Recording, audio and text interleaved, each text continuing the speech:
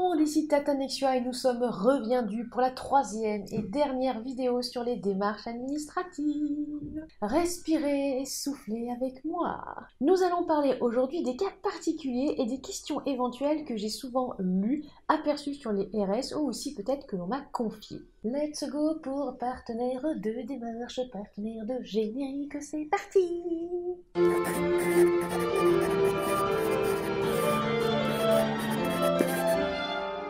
Pour ne louper aucune vidéo, abonnez-vous et activez la cloche. Les cas particuliers, c'est parti avec AAH, fonctionnaire, etc. Tout d'abord, si vous n'avez pas vu la vidéo de la première semaine sur les définitions, ni celle de la semaine dernière sur les déclarations URSSAF, celle des impôts, et aussi comment créer une entreprise si par exemple vous voulez vous lancer justement dans les EI, donc à savoir entrepreneur, entrepreneuse individuelle. Vous voyez du coup la vidéo de la semaine dernière en fiche, et ne vous inquiétez pas, hein, comme toujours, faites défiler la description sous cette vidéo qui est chapitrée aussi au passage, pour retrouver toutes les sources et pour vraiment aller fouiller et on va dire titiller un petit peu votre curiosité. Alors je sais que je n'ai pas mis absolument tous les liens parce qu'on est limité, hein, au niveau de YouTube, on est limité à 5000 caractères au niveau de la description, mais je vous ai transmis, je vous ai partagé les liens que je trouve les plus, je vais dire les plus simples. Les fonctionnaires. Vous ne pouvez pas ouvrir d'entreprise sans en demander la permission. Pourquoi? Parce qu'en gros, vous avez signé, vous vous êtes engagé à dédier votre vie, la vie, les vocations, à l'État. Vous signez en ME, en maison d'édition donc, pas de souci en tant que fonctionnaire, même si vous vendez beaucoup, tant que vous respectez en gros la déontologie. Vous voulez ouvrir une micro-entreprise? Là, ça se complique un poil. Parce que cela signifie que sur votre temps, entre guillemets, vous allez exercer une autre activité. Mais ce n'est pas forcément impossible. Ensuite, par rapport aux profs, je vous conseille de vous renseigner auprès du rectorat. En tout cas, donc, comme je l'ai dit, c'est pas forcément impossible. D'après le site de Entreprendre Service Public, donc oui, le truc officiel là, attention, je cite, en tant que fonctionnaire, vous avez la possibilité de cumuler avec votre emploi une activité de micro-entrepreneur. Nous vous expliquons les conditions qu'il faut remplir. En tant que fonctionnaire, vous avez donc la possibilité d'exercer une activité alimentaire en tant que micro-entrepreneur si vous respectez toutes les conditions suivantes. Attention donc, toutes les conditions suivantes. Vous devez être à temps partiel. Vous devez demander l'autorisation à votre supérieur hiérarchique avant le début de votre activité. L'activité que vous envisagez d'exercer ne doit pas perturber l'exercice de vos fonctions. L'activité doit être exercée en dehors de vos heures de travail. Votre activité ne doit pas être considérée comme une prise illégale d'intérêt, situation où un agent public ou un élu reçoit un avantage personnel d'une entreprise avec lequel il est en relation dans l'exercice de ses fonctions. Déjà, il y a tout ça. Plus, l'autorisation dure 3 ans et doit être renouvelée 1 mois avant la fin de la période. Le renouvellement est donné pour 1 an après une nouvelle demande d'autorisation. Alors il y a d'autres conditions également un petit peu, je sais pas comment on dit, c'est pas vraiment supplémentaire, ni du cas par cas. Je vous ai mis le site, ne vous inquiétez pas dans les sources, et j'ai mis aussi dans les sources pour les fonctionnaires que vous ne vous amusiez pas à cliquer sur tous les liens, etc. Oui, je vous mâche un petit peu le travail. Les salariés, les salariés, les salariés, les salariés. Alors c'est possible d'être en maison d'édition déjà, je vous en avais déjà parlé la semaine dernière quand on avait fait la déclaration au niveau de l'URSSAF. Vers la fin en fait de la déclaration, l'URSSAF Limousin, parce qu'on rappelle, les artistes auteurs c'est l'URSSAF Limousin, la vache. Donc l'URSSAF vous demande si vous exercez aussi, en plus de votre activité d'artiste auteur, une activité salariée. Donc là, pour le coup, ça pose pas vraiment de souci. De toute façon, on va dire un petit peu comme d'habitude, et je pense peut-être aussi que j'aurais pu commencer par là. À partir du moment où vous signez un contrat avec une maison d'édition, je vais dire très souvent, parce qu'il n'y a jamais vraiment de 100% des cas, parce qu'il y a toujours des cas particuliers, et puis c'est l'administration française. Mais grosso modo, allez, on va dire peut-être à 90% des cas, si vous signez en maison d'édition et que vous vous déclarez justement en tant qu'artiste-auteur à l'URSSAF Limousin, ça va. Le souci peut plus venir par rapport à la création de la micro-entreprise, parce que là, encore une fois, c'est un petit peu tout un micmac, on va dire.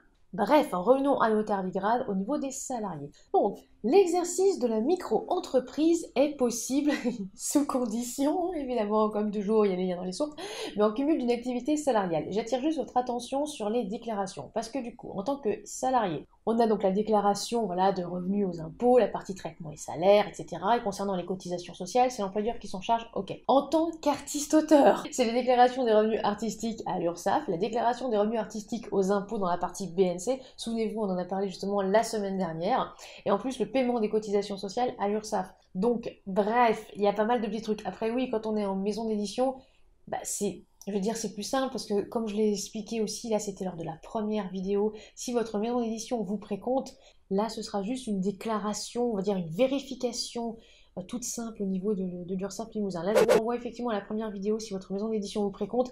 Franchement, c'est beaucoup moins prise de tête. Donc, par pitié, les maisons d'édition, précomptez tous les autorisent.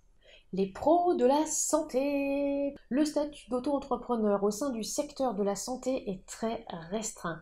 En effet, seulement 4 professions remplissent les conditions requises pour exercer au sein d'une micro-entreprise.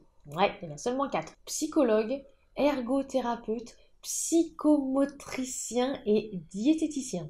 Autant vous dire que c'est très limité. Les autres professions comme médecin, infirmier, pharmacien ou bien kinésithérapeute ne peuvent donc pas accéder à ce statut. Il est toutefois possible à tous les professionnels de santé d'adopter le régime de l'auto-entreprise pour diversifier son activité. Vous vous doutez bien qu'il y a des exceptions, des conditions. Waouh. Exercer une activité professionnelle secondaire, différente de celle exercée en qualité de professionnel de santé, sous le régime de l'auto-entrepreneuriat est en effet autorisé. Pour cela, il faut bien entendu respecter les règles régissant chacune des professions de santé, la déontologie notamment. Ensuite, les obligations propres à chacun et liées à sa situation personnelle, le statut du fonctionnaire, clause d'exclusivité dans le contrat de travail, obligation de loyauté du salarié vis-à-vis de son employeur, simple information ou autorisation de l'employeur, etc. Les conditions d'exercice de l'activité secondaire, qualification professionnelle, réglementation générale, normes techniques, agréments et ou autorisations.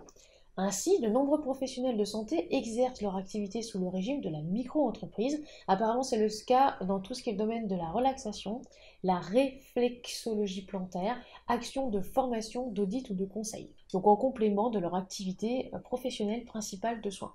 Ça, vraisemblablement, c'est possible. En revanche, j'ai pas trouvé d'article ou de loi, par exemple, qui interdisait aux professionnels de la santé d'être sous le statut artiste-auteur, par exemple signé en maison d'édition, ou par exemple en tant qu'auteur auto-édité ou autrice auto-éditée, avec justement le statut artiste-auteur de l'URSSAF Limousin, puisque maintenant justement c'est autorisé.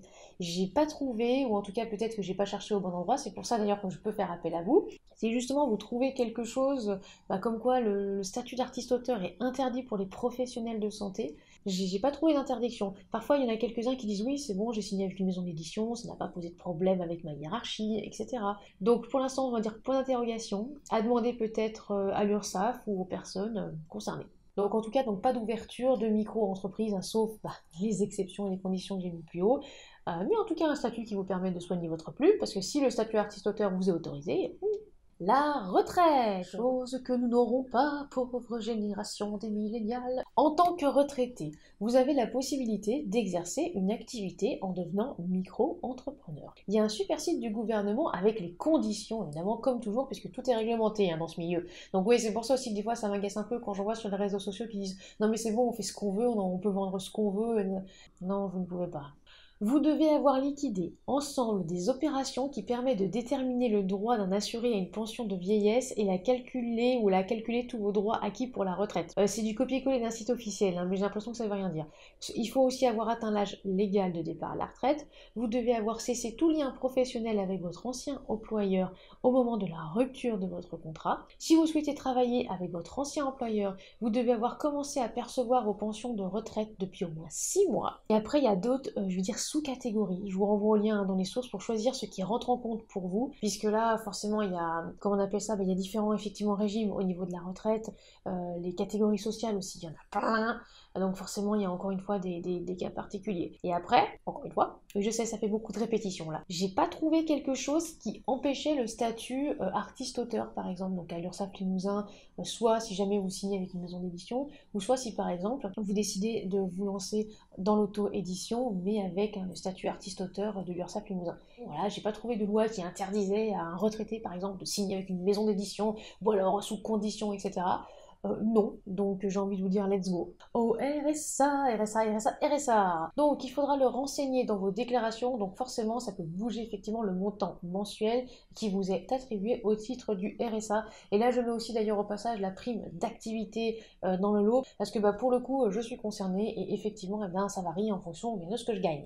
Alors oui, on peut ouvrir une micro-entreprise tout en étant au RSA. et on peut aussi être artiste-auteur. La seule chose, eh bien effectivement, il faut être déclaré et il faut remplir, je crois que c'est bien tous les trimestres aussi, hein, pour prime d'activité RSA, hein, c'est bien tous les trimestres, je crois pas que ce soit mensuel. Si jamais je me trompe, hein, n'hésitez pas à me corriger en commentaire, mais il faudra indiquer justement ce que vous avez touché, ce que vous avez gagné. Et je le rappelle, puisque ça j'avais posé la question au moment de mon avaloir, c'était donc l'année dernière, c'est vraiment au moment où vous le touchez, et ça pour le coup ça m'avait posé un petit souci. Pourquoi? Tout simplement parce que vu que je vous rappelle, on en avait parlé la semaine dernière, les déclarations à l'URSSAF Limousin c'est l'année d'après. Donc là, cette année, j'ai effectivement vérifié que j'avais bien payé mes cotisations sociales sur l'avaloir perçu l'année dernière. Sauf que l'année dernière, j'ai effectivement déclaré à la CAF l'avaloir que j'avais gagné et forcément ils m'ont demandé en brut. Sauf que comme vous le savez, en retirant les cotisations sociales et tout le reste à côté, évidemment je n'ai pas touché justement cet avaloir brut. Je crois que oui, j'ai pris comme exemple 100, donc on va mettre j'ai pas touché par exemple les 100 euros d'avaloir brut. Sauf que la CAF s'est basée effectivement sur le brut. Voilà, donc on va dire sur les 100 euros bruts, alors que non, j'ai pas perçu les 100 euros bruts.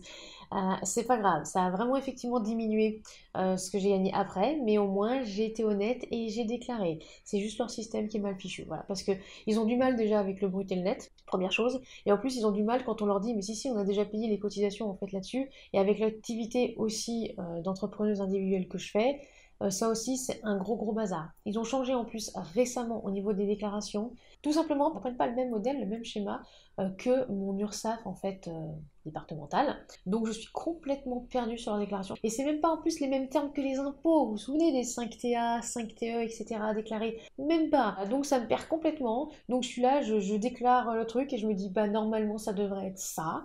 Et puis on verra bien. Mais au moins je vous invite à toujours tout déclarer. Tout simplement parce que si jamais on vous accuse de fraude ou on vous accuse d'ailleurs de quoi que ce soit, il n'y aura pas de discussion possible en fait. C'est ah bah non, vous toucherez plus rien. Et puis voilà. J'ai rien juste compris à votre truc.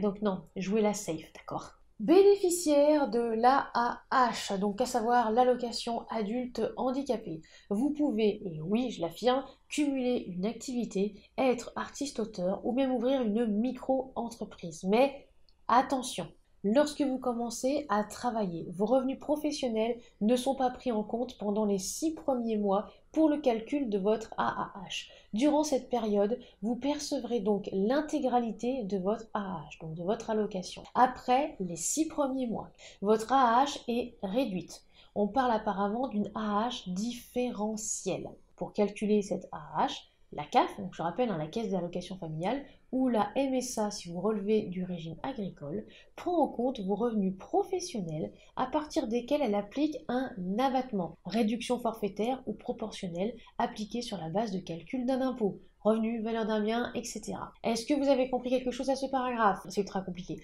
Clairement, j'ai pas tout compris. Je sais qu'il y a une autrice que je connais qui perçoit l'AAH. Pour elle, ça allait à peu près. Faudra d'ailleurs que je regarde si du coup son AH a vraiment changé ou pas. Puis si elle se reconnaît, elle répondra peut-être d'ailleurs en commentaire sous cette vidéo. Encore une fois, on va dire que l'ouverture de la micro-entreprise est assez compliquée. Le statut artiste-auteur, ça pose pas vraiment de soucis, puisqu'effectivement, on va dire c'est vos diffuseurs qui prennent presque tout en charge. Je vais dire ça comme ça parce qu'encore une fois, sinon on va peut-être pas forcément comprendre. Mais dès qu'il s'agit de micro-entreprise, puisqu'une micro-entreprise, on prend tout en charge. En auto-édition, par exemple, si vous êtes en micro-entreprise, vous êtes éditeur, éditrice, vous payez absolument tout. Il y a même une petite nuance, parce que si vous êtes en auto-édition, mais sous le statut artiste-auteur de l'URSSAF, j'ai l'impression, j'ai bien dit j'ai l'impression, là c'est mon impression, c'est complètement subjectif, qu'au niveau de la CAF, ça passe mieux. Je sais pas pourquoi, j'ai l'impression que ça passe mieux, que le statut artiste-auteur, c'est mieux compris, c'est plus clair aussi, que direct, dès qu'on dit oui, la micro-entreprise, alors j'ai touché que ça, et après direct, ça va être ah ouais, non mais en fait, vous avez touché trop d'argent, donc on va vous diminuer le truc. Sauf qu'en fait, c'est le brut, là, c'est pas le bénéfice, j'ai pas récupéré tout ça. Je vous conseille donc vivement déjà d'en parler avec votre CAF, parce qu'il y a eu des personnes, et là j'ai récupéré des témoignages d'internet, en fait, c'est pas forcément des personnes que je connais, donc c'est peut-être à prendre avec des pincettes, qui se sont retrouvées sans allocation, alors qu'elles devaient en avoir le droit parce que la CAF a eu du mal à gérer, et a du mal avec les artistes en général. Le statut d'artiste en France, et là j'englobe absolument tout, il y a vraiment un très très gros souci. Le personnel administratif a vraiment beaucoup de mal avec nous. C'est-à-dire que soit on est des fainéants, des fainéantes, on fait absolument rien de nos journées. Et donc oui, on a envie de vivre des allocations parce que c'est tellement vivre des allocations quand on touche très peu par mois. Ouais, renseignez-vous sur la vraie vie des personnes sous allocation. Et puis aussi parfois le personnel administratif n'a pas envie de chercher plus loin et dit non mais vous avez gagné tant, vous avez touché tant, basta. C'est du brut. Bref, ça devrait aller au niveau des cas particuliers. C'est vraiment sur ces points-là que la plupart des questions revenaient, soit sur les réseaux sociaux ou par mail. Donc je me suis dit qu'on allait quand même les traiter. Je vous rappelle que tout ce qui est Pôle emploi, on l'a traité dans la deuxième vidéo. Passons aux réponses aux questions. Réponses aux questions. De temps en temps, j'ai quelques questions qui passent, que ce soit sur les réseaux ou justement par mail. Donc c'est le moment d'y répondre. Donc il suffit de suivre les vaches limousines pour trouver l'URSSAF des auteurs pour avoir nos 100% droits d'auteur d'Amazon. L'URSSAF des auteurs, l'URSSAF Limousin, oui. Déjà je pense que comme ça c'est clair, net et précis. Sauf que donc Amazon, ce ne sont pas des droits d'auteur. Je sais que même voilà pour... on peut dire oui pour le commun des mortels, parce que j'aime pas non plus dire autre chose, parce que voilà, mais ce n'est pas le terme droit d'auteur, on appelle ça le terme de redevance. D'ailleurs au niveau de Amazon KDP, ils vous le disent bien, ce sont des redevances. Et c'est possible donc de toucher des sous d'Amazon et de se déclarer à l'URSSAF Limousin. C'est totalement possible. Et pour le 100%, je rappelle que j'ai fait un short là-dessus, fifi sur ah ouais, on touche 100% quand on est en auto-édition, c'est incroyable.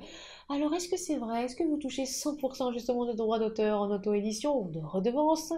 Allez cliquer justement sur le short. J'ai touché 280 € de redevance Amazon, j'ai une micro-entreprise, je fais comment? Déjà donc niveau URSSAF, tu inscris cela dans prestations de services parce que tu passes par une plateforme, donc on estime que tu passes par un intermédiaire, tu utilises entre guillemets un service. Tu ne les as pas vendus, disons, toi-même directement en salon. Donc ce sera normalement reporté sur ta feuille d'impôt l'année d'après. Si ce n'est pas le cas, eh bien justement mettre ce chiffre 280 au niveau prestation de service. Y a-t-il un plafond en maison d'édition? Alors question qu'on m'a posée au niveau justement des droits d'auteur, touchés en maison d'édition, est-ce qu'il y a un plafond? Est-ce que justement un petit peu comme la micro-entreprise, il ne faut pas dépasser un certain plafond, ou alors il faut faire quelque chose, etc.